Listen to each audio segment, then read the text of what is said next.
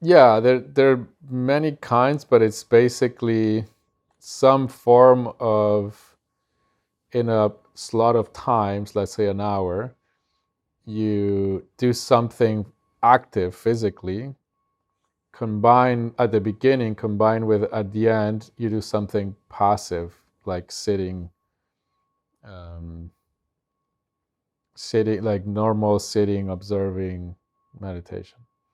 And so the person who was the person who brought this to the West was Osho, and he created many forms and kind of systematized it, created the formats, the detailed the activities. But it's something that's been done, through the beginning of spiritual work. Um, and one simple example is go for a run for 30 minutes and then sit to meditate 30 minutes right after you finish the run. That's it. But there's other forms, for example, you could, and I can give you links to some of the recordings of the music that Osho basically, in his community, he had musicians who recorded the music for the meditations. And for example, there's one where you dance for half an hour and then you sit for half an hour. And so there's dancing music and then there's music for sitting, or silence at the end of that. Um, Another where it's more for meeting pain, and so it's about getting in touch with pain and crying and then sitting in silence, or anger, doing a more cathartic. If you're in a space where you could do it, which is, this one's less easy to have a space, go on a 15-minute rage, hitting pillows and screaming. Um, and then, I mean, I'm simplifying, and then you would have sitting in silence. Mm. So all these variations and forms of doing that. Some are gentler, some are uh, more subtle, some are more intense and active and demanding. Some are really demanding physically. But the point of it is not so much the specific meditation, but to what he realized is that he said the Western mind is too identified, so purely sitting meditation is not working, is not powerful enough. And he said also the Western mind is now all of the world. So in India, it's already taken by the Western mind. So the Western mind is all of humanity. Uh, More and more so, probably. yeah, and more so. And so he said people need to do this, and he developed them very, very for many, many years. And if you go to an Osho commune, you go to his commune in Pune, that they're doing that all day. And there's places, Osho's followers who are, a very unique kind, not necessarily all good.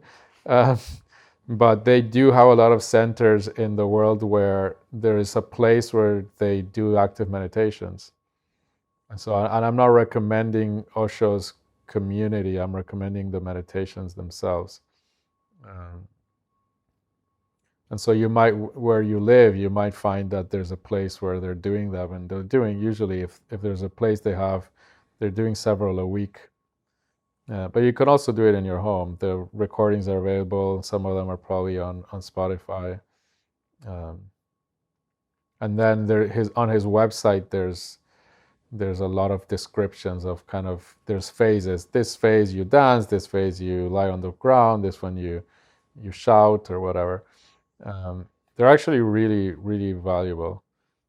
And I'm pointing to his because they're accessible, they're easy, the music's there, there's descriptions of how to do them online. Um,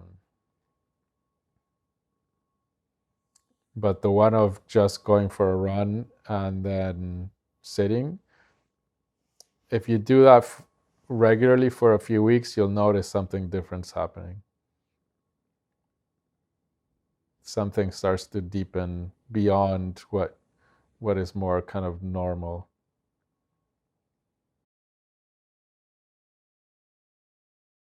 You basically weaken that dissociation mechanism, the identification with the mind, because if your body is getting into a rage because you're activating the rage which is more somatic, you can't think yourself out of it.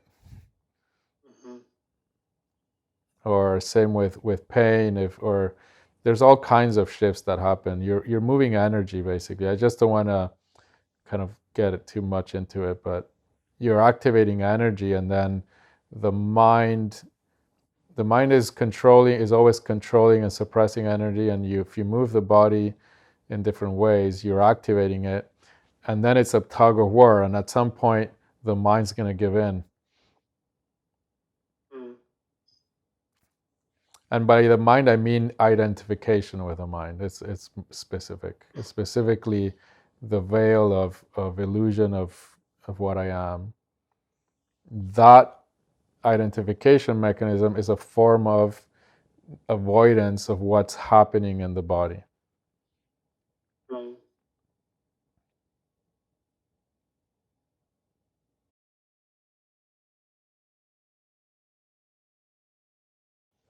It's a process of integrating.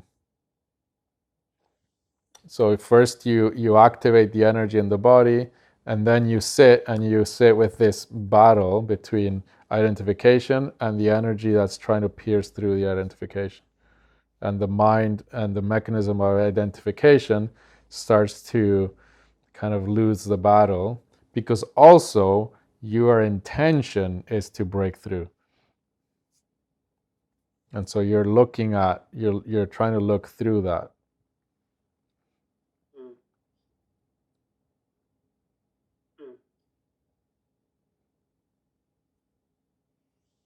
I do have to go now.